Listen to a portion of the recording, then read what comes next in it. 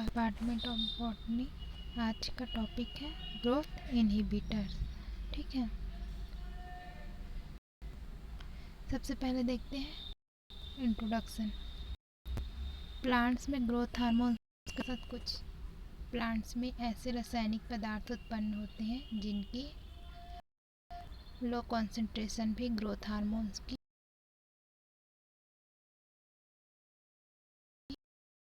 वही growth inhibitors कहा जाता है। ठीक है, ऐसे पदार्थ सीड के जर्मिनेशन, रूट सिस्टम, इलोंगेशन और बड ओपनिंग की क्रियाओं को क्या करता है, रोक देता है। ठीक है, अब देखते हैं इसके कुछ प्लांट के सक्रिय वृद्धि प्रावस्था के दौरान ग्रोथ इनहिबिटर की मात्रा कम हो जाती है, जबकि ग्रोथ होने के पश्चात इनकी मात्रा में क्या हो जाती है, वृद्धि हो जाती है। ठीक है, ये वृद्धि उद्दीपित करने वाले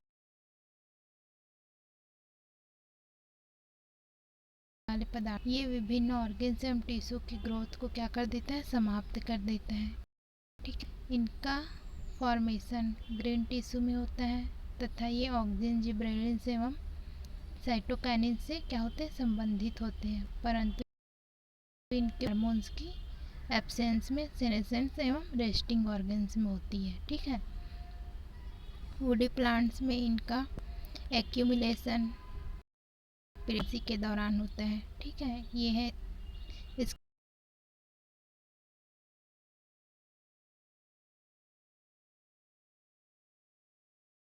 कुछ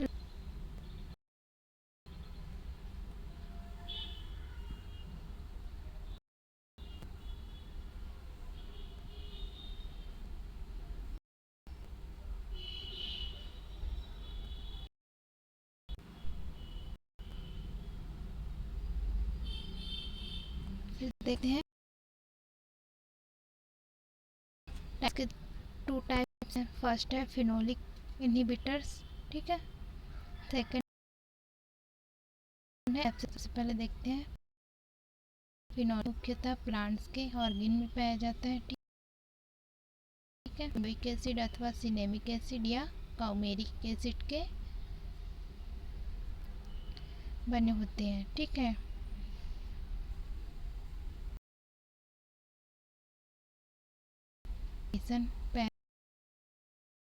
पैरासिटिक एसिड। ठीक है, बेंजोइक एसिड के डेरिवेटिव्स। ठीक है, बेंजोइक एसिड डेरिवेटिव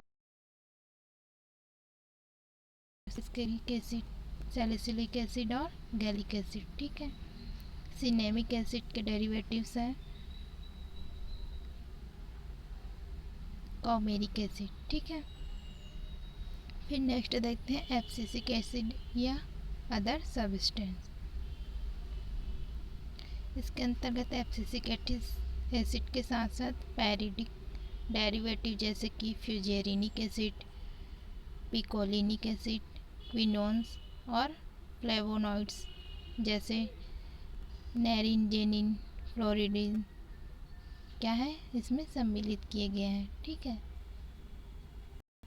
अब देखते हैं एब्सिसिक एसिड। एब्सिसिक एसिड वैसे प्राकृतिक हार्मोन होते हैं। ठीक है, जो कि प्लांट्स में एंटी जिब्रेलिन की तरह वर्क करते हैं। ठीक है, और पौधों में अंगों के एब्सिशन और डोरमेंसी को क्या करता है, ये अभिप्रेरित और निर्धारित करने का कार्य करता है। ठीक है, कॉर्न्स एवं एडिकोट ने 1961 से 65 में कपास के पौधों की पुष्प कलिकाओं से एक पदार्थ पृथक किया था। ठीक है, जिसका नाम उन्होंने एब्सिसिन रखा। किसी भी पौधे पर इसे छिड़कने पर यह शीघ्र ही पत्तियों का एब्सिशन कर देता है। ठीक है,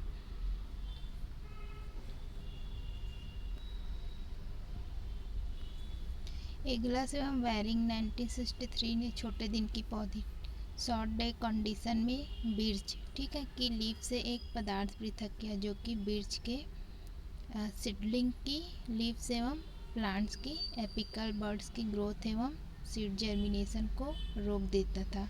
ठीक है, चूँकि यह पदार्थ डॉर्मेंसी को प्रेरित करता है अतः उन्होंने इसे डॉर्मिन नाम दिया था। ठीक है, 1965 में ओकुमा एवं उनके सहयोगी होनी, ठीक है। कपास के फलों से भी एक ग्रोथ इनहिबिटर पदार्थ पृथक किया जिसे उन्होंने एप्सिसिन सेकेंड नाम दिया, ठीक है। 1965 में ही कॉर्नफोर्थ एवं उसके सहयोगी ने सिकेमोर नामक पौधे से एक ग्रोथ इनहिबिटर पदार्थ पृथक किया तथा बताया कि डॉर्मिन एवं एप्सिसिन सेकेंड एक समान पदार्थ होते, अतः इन्हें सम्मिलित रूप से क्या कहा जाने लगा, एब्सिसिक एसिड नाम दे दिया गया, ठीक है। अब देखते हैं इसके केमिकल स्ट्रक्चर। एब्सिसिक एसिड टर्पेनॉइड प्रकृति का अनसेचुरेटेड कार्बन युक्त कंपाउंड होता है, ठीक है। यह 3 आइसोप्रीन यूनिट्स का बना सेक्सिपेनी होता है, ठीक ना। बैक्टीरिया को छोड़कर एब्सिसिक एसिड का सिंथेसिस सभी प्लांट जैसे कि एल्गी, फंजाई, ब्रायोफाइटा और वैस्कुलर प्लांट्स में होता है, ठीक है। अब देखते हैं biosynthesis of abscisic acid. Abscisic acid के बायोसिंथेसिस प्रक्रिया के संबंध में सही रूप से जो है स्टेप वाइज जानकारी उपलब्ध नहीं है, ठीक है। एब्सिसिक एसिड की उत्पत्ति मेवालोनिक एसिड से मानी जाती है, ठीक है।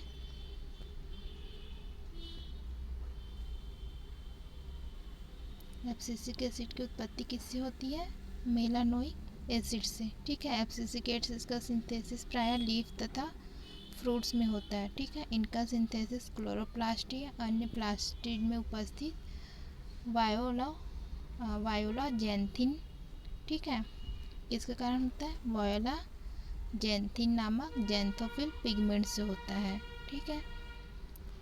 एब्सिसिक एसिड की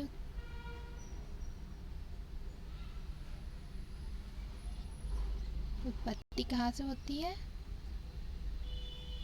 वायोला जैंथिन नामक जैंथोफिल से, ठीक है।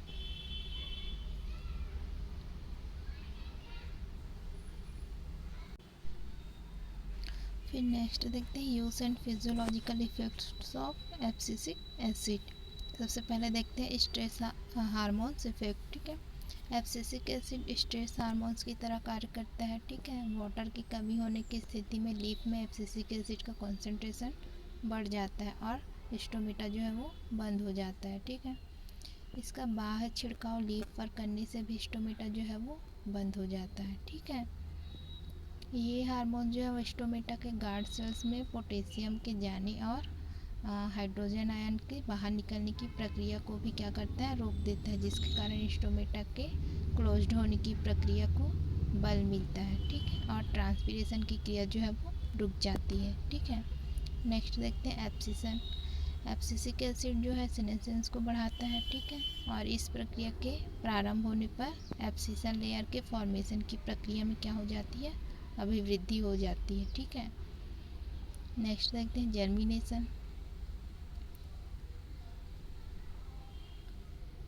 ग्रोथ रेगुलेटर हार्मोन जैसे कि जिब्रेलिन, साइटोकाइनिन के प्रेजेंस, ठीक है, प्रेजेंस होने के बावजूद अगर सीड्स को एब्सिसिक एसिड से ट्रीट किया जाता है तो जर्मिनेशन हेतु अन्य अनुकूल कारकों की उपस्थिति के बावजूद भी क्या हो जाता है, जर्मिनेशन की प्रक्रिया नहीं हो पाती है, ठीक है।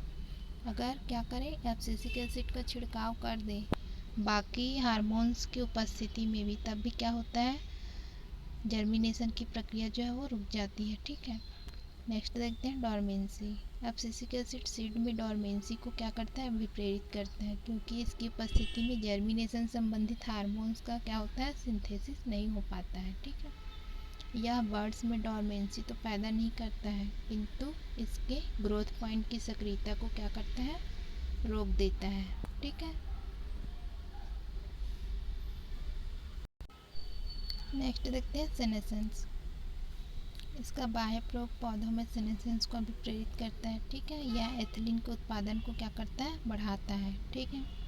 फ्लावरिंग, कुछ पौधे जैसे कि राइबेस, फॉरबाइटिस, फ्रैग्रेरिया एक्सेट्रा जैसे कि शॉर्ट डे प्लांट्स में लॉन्ग डे कंडीशंस में फ्लावरिंग को क्या करता है, ये अभी प्रेरित करता है, ठीक है। नेक्स्ट देखते हैं inhibition of other hormones.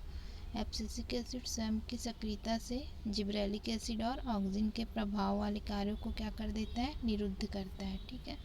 Gibberellin के कारण होने वाले हाइड्रोलेज एंजाइम का प्रोडक्शन एब्सिसिक एसिड की उपस्थिति में क्या हो जाता है, रुक जाता है। ठीक है, नेक्स्ट देखते हैं cell division and cell elongation.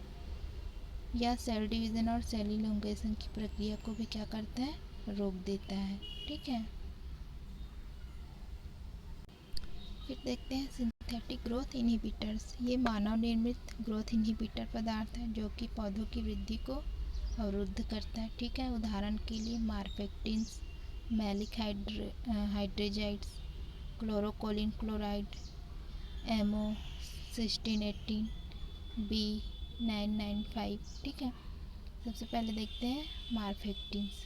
मार्फेक्टिन्स का शाब्दिक अर्थ अकारिकी रूप से सक्रिय पदार्थ होता है। ठीक है, ये सिंथेटिक ग्रोथ इनहिबिटर्स होते हैं। रासायनिक रूप से मार्फेक्टिन्स फ्लुओरिनॉल या फ्लुओरिन 9 कार्बोक्सिलिक एसिड के डेरिवेटिव होते हैं। ठीक है, और ये सीड्स, रूट्स, लीव्स के द्वारा एब्जॉर्ब कर लिए जाते हैं। इनकी क्रिया सिस्टमेटिक होती है। ठीक है, फिर देखते हैं इसका इफेक्ट।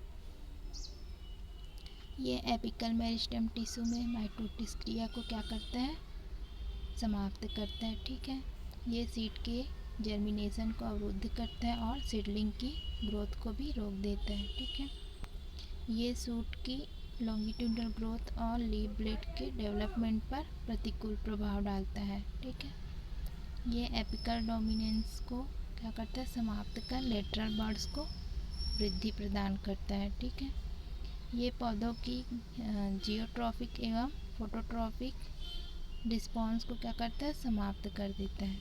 मैलिक हाइड्रेस, यह भी एक सिंथेटिक ग्रोथ इनहिबिटर है। इसके प्रमुख प्रभाव निम्न हैं। ठीक है, ये पोटैटो, ऑनियन आदि में क्या करता है, स्प्राउटिंग या बर्ड्स के फॉर्मेशन को रोकता है। ठीक है, इसका प्रयोग इनके स्टोरेज में किया जाता है।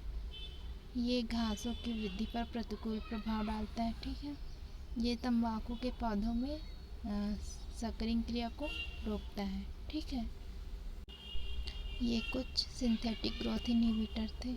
ठीक है।